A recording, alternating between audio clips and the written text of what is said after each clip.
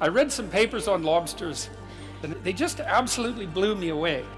If a lobster is defeated in a dominance battle, you can give it essentially antidepressants, and it will fight again.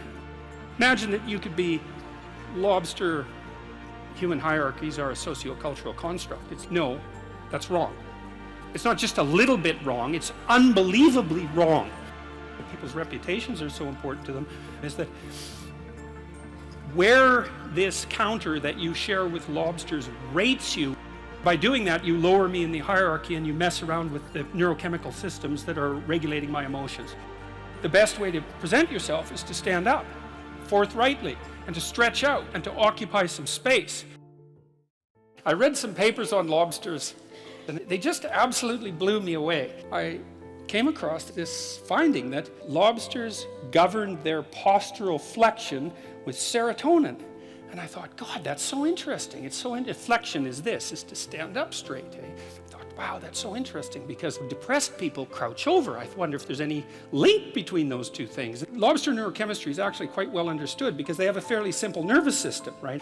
And so if you want to understand a complex nervous system, it's a good idea to understand a simple one first and then elaborate upwards. And it turns out that serotonin governs status, emotional regulation, and posture in lobsters, just like it does in human beings. The fact that if a lobster is defeated in a dominance battle, you can give it essentially antidepressants, and it will fight again. So imagine that you could be lobster top dog or bottom dog. Imagine there's 10 strata in the lobster hierarchy. And so you could be number 1, right, top lobster, number 10, bottom lobster. If you're bottom lobster, you have low serotonin levels and high octopamine levels. That's a neurochemical that human beings don't produce. And if you're a top lobster, you have high serotonin levels and low octopamine levels. And you can move a lobster in its dominance hierarchy by moderating its levels of serotonin. And I thought that's so interesting because what it means is that the counter that keeps track of our status is 1/3 of a billion years old. And what that also means is that the idea of the hierarchy, let's call it a dominance hierarchy, because within lobsters it's like a physical prowess hierarchy, something like that.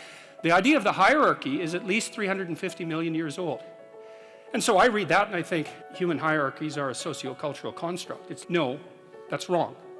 It's not just a little bit wrong, it's unbelievably wrong. Hierarchies have been around for 1/3 of a billion years, and we have a neurochemical system that modulates our understanding of those hierarchies. And then also, and this is the interesting thing too, and this is why people's reputations are so important to them, is that where this counter that you share with lobsters rates you in terms of your hierarchical position determines the ratio of negative emotion to positive emotion that you feel.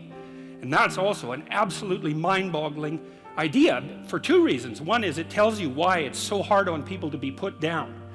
Because it doesn't just upset them in the moment, it changes the way their entire system responds to the world so that they now experience more positive emotion and less negative emotion. There's a very tight relationship between your belief system and your dominance hierarchy position. It's complicated, but it's worth going through. Let's say that, so I have a certain amount of status as a professor, and I've been granted the entitlement to a certain position in a social hierarchy. Now, the question is, why do I have a valid claim to that position? And the answer, hypothetically, is because I know enough so that my claim to the position is valid.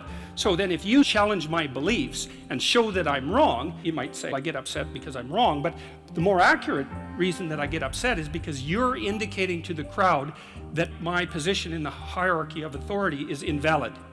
And by doing that, you lower me in the hierarchy and you mess around with the neurochemical systems that are regulating my emotions. And so if you're interested, at least in part, in why people are so prone to defend themselves and their beliefs in the service of their position, then that's why.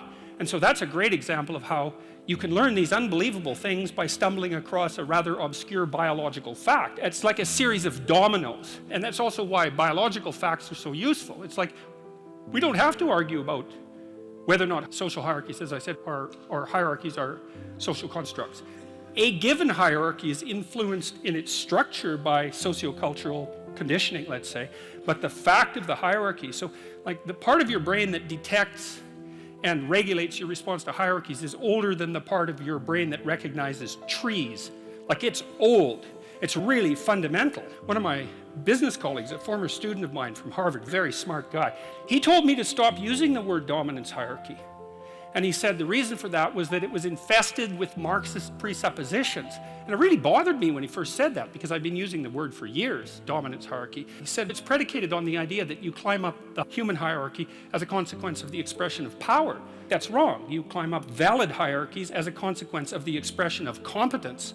And that's actually technically right. General cognitive ability, some prefrontal ability as well, intelligence, roughly speaking, and trait conscientiousness accounts for about 50% of the variance in long-term success. That doesn't disgrace you in some sense. That might be a good way to think about it. And you don't want to disgrace yourself, because the consequence of disgrace is emotional dysregulation. More pain, less positive emotion. And so the best way to present yourself is to stand up forthrightly and to stretch out and to occupy some space. You make yourself vulnerable by doing that, because you open up the front of your body, right? But it's a sign of confidence, and that way people are most likely to give you the benefit of the doubt. And that's a good way to start regulating your mood. But not only does it directly regulate your mood to stand up, because it's so tightly associated, like postural flexion is associated with serotonin and emotional regulation, but also because if you straighten up and you present yourself in that manner, then other people are more likely to take you seriously. And that means they'll start treating you as if you're a #1 lobster instead of a #10 lobster. And that's another way that you can at least give yourself the bloody benefit of the doubt, right? And confront the world in a courageous manner. And that's a really good way of figuring out how to establish yourself in multiple competence hierarchies, because one of the general rules of thumb about how to be successful is to confront things that frighten you forthrightly and with courage. And that's a universal strategy for success.